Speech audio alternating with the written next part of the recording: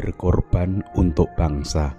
Ibrani 11 ayat 24-25. Karena iman, maka Musa setelah dewasa menolak disebut anak putri Firaun, karena ia lebih suka menderita sengsara dengan umat Allah daripada untuk sementara menikmati kesenangan dari dosa. Jemaat yang dikasihi Tuhan, Soekarno dijatuhi hukuman penjara selama 4 tahun pada tahun 1930 setelah dipenjara Baciu, Bandung, Jawa Barat selama 8 bulan tanpa persidangan. Secara formal ia dituduh mengambil bagian dalam sebuah organisasi yang bertujuan untuk menjalankan kejahatan serta menggulingkan kekuasaan Hindia Belanda yang telah ada. Setelah vonis, Soekarno dipindahkan dari penjara Banciu ke penjara Sukamiskin. Menurut Bung Karno, Sukamiskin adalah penjara yang disediakan oleh para pelanggar hukum bangsa Belanda dan tempat bagi penjahat-penjahat kelas kakap. Hal tersebut diceritakan Soekarno dalam buku Bung Karno Penyambung Lidah Rakyat yang ditulis Cindy Adams. Penjara Sukamiskin terdiri dari 3 kelas, yakni mereka yang dihukum selama 1 tahun, kelompok yang ditahan sampai 10 tahun, dan kelompok terbesar yang dipenjara lebih dari 10 tahun. Soekarno ditahan di sel 233 yang terletak di atas tangga besi di tingkat 2 dekat pojok. Untuk Soekarno, seluruh blok dikosongkan. Panjang sel itu 15 ubin dengan lebar hanya 12 ubin. Tetangga sel terdekat adalah pembunuh berat yang merampok perempuan dan membunuh 3 anaknya. Kamis 17 Agustus 2023. Jemaat yang dikasihi Tuhan, Bung Karno mengalami banyak penderitaan dari penjajah Belanda karena perlawanannya kepada Belanda demi mencapai kemerdekaan Indonesia. Berkali-kali Bung Karno dipenjara dan dibuang karena menentang Belanda.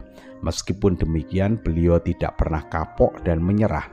Hidupnya adalah memperjuangkan bangsa Indonesia agar merdeka. Bung Karno rela mengorbankan apa saja untuk kemerdekaan Indonesia. Sikap rela berkorban dimiliki oleh semua pahlawan. Karena pengorbanan mereka itulah akhirnya Indonesia merdeka. Bung Karno dan Bung Hatta pada tanggal 17 Agustus 1945 memproklamasikan kemerdekaan Indonesia. Indonesia menjadi negara yang merdeka dan berdaulat. Jemaat terkasih, Musa adalah orang Israel yang sejak kecil dipelihara keluarga Firaun. Setelah dewasa, dia menyadari bahwa dia bukan orang Mesir. Dia sadar sebagai orang Israel. Kesadaran itulah yang menjadikannya marah ketika melihat orang Israel yang disiksa oleh prajurit Mesir. Rasa kebangsaannya bangkit dan kemudian meninggalkan istana Mesir. Atas perintah Tuhan, Musa memimpin bangsa Israel keluar dari tanah Mesir. Atas pertolongan Tuhan, Musa berhasil membawa bangsa Israel keluar merdeka dari kekuasaan Mesir. Musa berani mengorbankan kenyamanannya sebagai keluarga kerajaan demi memperjuangkan bangsanya. Dia berani menderita untuk bangsanya. Dia menyadari akan kebangsaannya sebagai Israel. Dia terpanggil berkorban untuk kemerdekaan bangsanya. Berani berkorban untuk bangsanya adalah sikap nasionalisme dan patriotisme. Kita bersyukur sekarang kita menikmati kemerdekaan sebagai buah perjuangan dan pengorbanan para pendahulu kita. Sikap rela berkorban untuk bangsa dan negara harus tetap ada pada kita dan generasi berikutnya. Bukan untuk merebut kemerdekaan, karena kita sudah merdeka. Sikap rela berkorban harus kita lakukan untuk mempertahankan, menjaga, dan menguatkan kemerdekaan ini. Salam sehat, salam bahagia. Tuhan Yesus memberkati. Mari kita berdoa. Allah yang Maha Kasih, yang kami yakini hadir dan berkarya di dalam Allah Bapa, Allah Anak, dan Roh Kudus.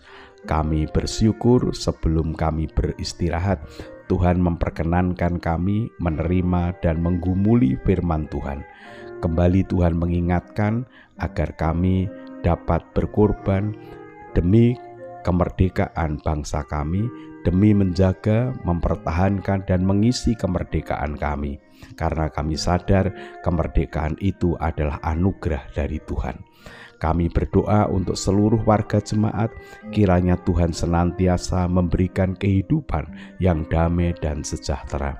Kami menyerahkan berbagai pergumulan kehidupan yang kami alami. Ada di antara kami sedang menderita sakit, Tuhan berkenan menyembuhkannya.